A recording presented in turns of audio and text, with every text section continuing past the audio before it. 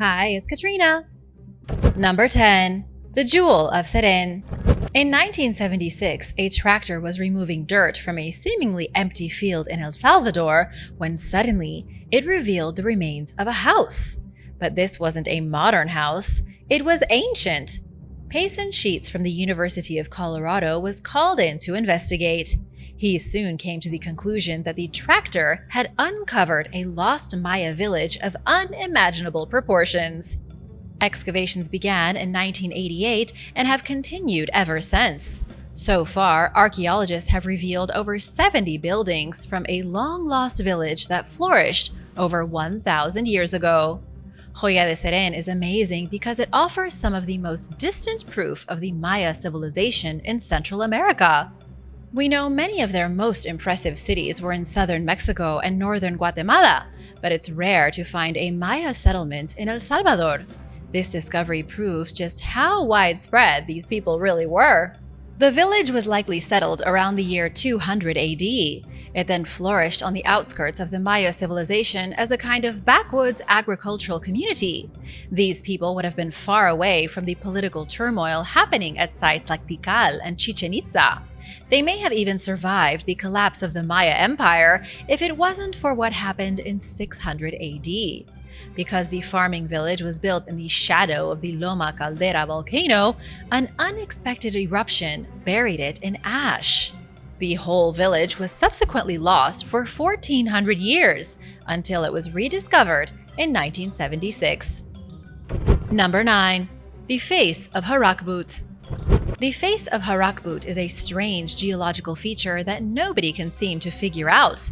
It was uncovered in the Amazon rainforest and has led to mass speculation and controversy.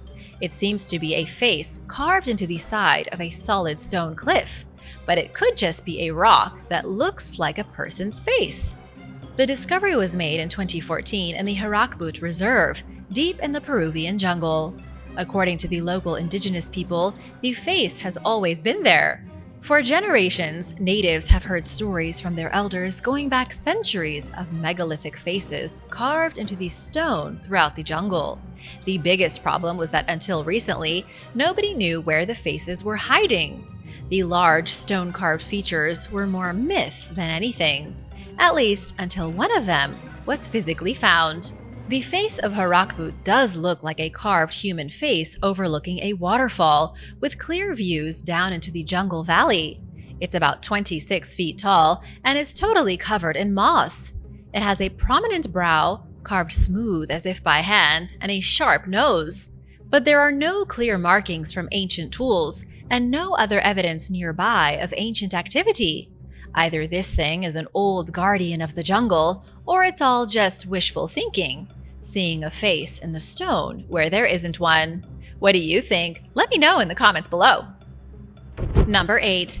Guayabo National Monument. Almost in the exact center of Costa Rica is a place called the Guayabo National Monument. This ancient archaeological site can be found on the slope of the mighty Turrialba volcano, surrounded on all sides by thick rainforest and overwhelmingly vibrant greenery. The forest and vegetation here thrives because of the rich volcanic soil. The site itself is little more than a ruin of what was once a powerful city. It was likely the center of a civilization that was initially inhabited around 1000 BC. The people who lived here, known as the Guayabo de Turrialba, thrived for over 2,000 years. They only abandoned the city shortly before the arrival of the Spanish for unknown reasons. To this day, scientists have never found any signs that point to why they would have left their great city. Some believe they were assaulted by a foreign disease, while others think they were destroyed by a rival civilization. But it also could have been a natural disaster that forced them to flee. The ruins of this city were found in the 1800s, with early archaeologists identifying petroglyphs and tombs, as well as the remnants of at least 43 stone buildings. The city had 3 aqueducts, providing unlimited fresh water to its inhabitants. There were 2 major highways leading in and out of the city, along with smaller footpaths that likely led to settlements farther away. All excavations proved that this was the cultural center of ancient Costa Rica, But again, we don't know what happened to them. The Guayabo survived by eating food grown in the jungle, mainly things like yucca plants. They don't appear to have been plagued by a drought like the Maya, and yet they seemingly vanished into thin air. And now for number 7, but first, it's shout-out time! I want to give a big thank you to Rich Raz and Wayne Miller for supporting this channel. Be sure to subscribe if you haven't already for more videos about amazing history. Number 7. Atlantis. A team of researchers believe they have just discovered the lost city of Atlantis, the same legendary city that was allegedly destroyed by a tsunami thousands of years ago. It was uncovered in a muddy flatland in southern Spain. According to lead researcher Richard Freund, a tsunami crashed into the Spanish coast an estimated 2,600 years ago and sent waves over 60 miles inland, utterly obliterating the city that once stood there. Richard and his international team analyzed satellite images north of Cadiz and indisputably identified the remains of a submerged city in the marshlands of Doña Ana Park. The team then used deep ground radar to further confirm the ruins of the site. They also identified smaller remnants of settlements a little farther away. Richard believes these settlements were built in the image of Atlantis by refugees following the destruction of their grand metropolis. Richard thinks these memorial cities, as he calls them, are additional evidence of Atlantis. Unfortunately, there is no way to 100% confirm that the city was indeed Atlantis. We know there was a great settlement here and that it's just been identified for the first time, but to call it Atlantis is still a little premature. However, it does seem to fit Plato's description of the city from 360 BC. Until the researchers have uncovered artifacts, ancient inscriptions, or anything that can prove their claim, Atlantis is still just a myth. Number 6. The Lost Civilization of Matera. Matera in Italy was once home to an underground civilization hidden from the rest of the world. Underneath the southern Italian town are roughly 1,500 dwellings forming a subterranean honeycomb that spreads down the flanks of a ravine.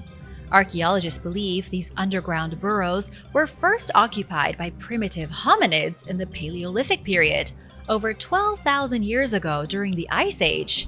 Then, over the next few thousand years, modern humans flocked to the caves as well. There was once a fully functioning underground society here, living in complete darkness. What's truly shocking is that Matera was home to about 16,000 people as recently as the 1950s. Even right now, there are modern people living inside the underground burrows. Only now they have electricity, heating, and indoor plumbing. But what's the deeper story here? The underground city has been occupied since Europe was overrun with cave people. Then a real city was built on top of it, with people there living in the glorious sunlight. But there has always been an underclass living beneath the streets.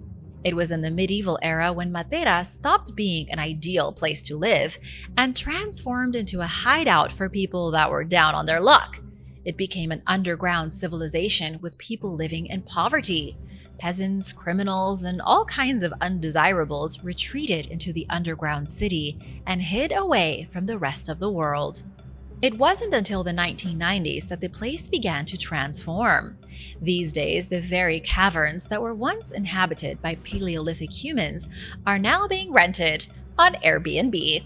Would you stay here? Let me know in the comments below. Number 5. Te Wairoa. In 1848, Te Wairoa was founded in a low valley near Lake Tarawera in New Zealand. The Church Missionary Society established Christian settlements across New Zealand in order to create mission stations.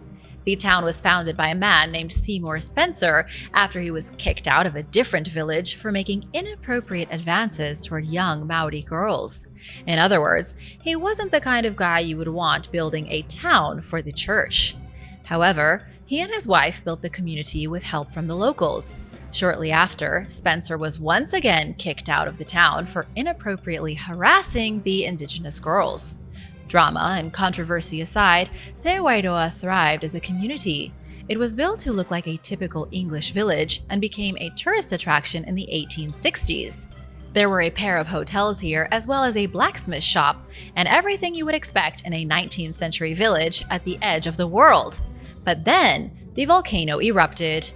In 1886, Mount Tarawera blew its top and caused mass devastation. Multiple villages were destroyed, and many people died from debris landing on them or from choking to death on the smoke. Some took shelter in their homes, only to be buried under volcanic ash. Out of the roughly 70 homes, less than 10 remained standing after the eruption. The rest were buried under volcanic material like a modern Pompeii. The whole city is now a buried ghost town. Number 4. Surkotada. The Indus Valley civilization was one of the first societies in the world that prospered on a notable level. They began spreading across Pakistan and northern India in 3300 BC, or 5,300 years ago. Along with ancient Egypt and old Mesopotamia, they were one of the 3 starter civilizations responsible for the progress of the human race. It was around 2600 BC when they reached their peak, with massive cities all across their territory. One of these cities was Surkotada, located in Gujarat, India. It was one of the smaller settlements built prior to the civilization's mysterious collapse in 1300 BC. Surkotada was founded around 2100 BC. Archaeological excavations have shown a large citadel was built here, surrounded by a fortification. There were also several residential areas that could be accessed from the citadel's 2 entrances on the southern and eastern side of the city. Over a short period of time, it morphed into a thriving hub of activity. People lived here for 400 years without pause and with no invasions. Historians believe these were mainly peaceful people, and that for 4 long centuries they lived with ample food and plenty of fresh water. But then everything changed. Archaeologists discovered a layer of ash representing a widespread fire that started around 1800 BC. Something happened that almost burned the whole place to the ground. Artifacts have shown that a different group of people began migrating into the settlement after the catastrophe. Nobody knows what happened next, but the city was abruptly abandoned shortly after the fire and the influx of new residents. And after that, the entire Indus Valley civilization came crashing down. In the end, Surkotada and their other cities were all deserted. Number 3. Old Sarum. Archaeologists believe that Old Sarum is the oldest settlement in Salisbury, England. However, there is not much left of it today. Nothing but some markings and pits on the ground where the impressive city once stood. It was built on the top of a hill in the middle of nowhere, about 2 miles from the nearest road. It also happened to be close to the stone circles of Avebury and the more famous historical landmark known as Stonehenge. People lived here as early as 3000 BC, but the actual city of Old Sarum was built around 400 BC. It was an Iron Age Hillfort like something straight out of a fantasy novel. It had a huge castle at the very peak of the hill, with tall defensive walls and lookout towers. The rest of the city grew around the main fortification, and over the centuries, more and more additions were installed. The city remained standing during the Roman occupation. Over time, dirt paths transformed into paved roads. The Saxons took the fortress by force in the 6th century, then turned it into an even bigger stronghold. It became one of the main defensive positions during the days of the plundering Vikings. When the Normans took control of the city, they built a Bailey castle and a massive cathedral. A palace for King Henry I was also constructed. Then, after 3,000 years of history, the city was dismantled brick by brick. The buildings of Old Sarum were picked apart and used as construction supplies for the city of New Salisbury. The whole place was eventually picked clean and forgotten about. Number 2. The Dovbush Rocks Complex. The Dovbush Rocks Complex in Ukraine formed naturally between 66 and 56 million years ago, but much more recently it was used as a stone fortress. The natural rock formations were carved to resemble medieval towers and castle spires.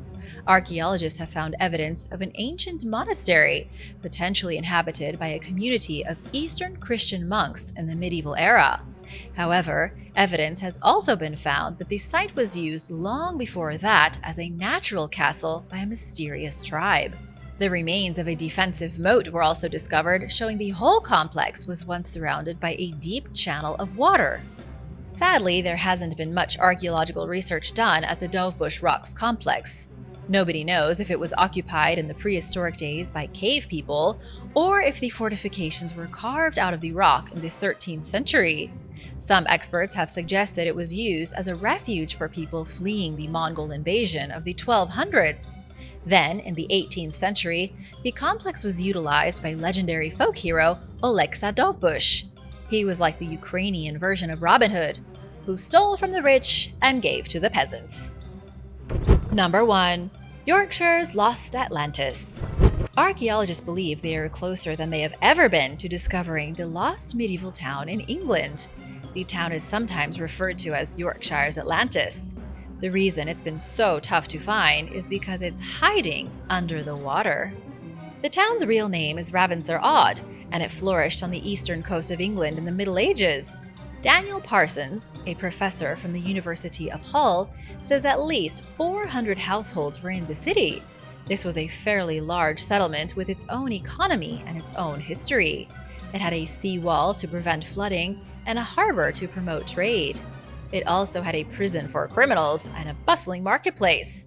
But then it sank, and it's never been seen again.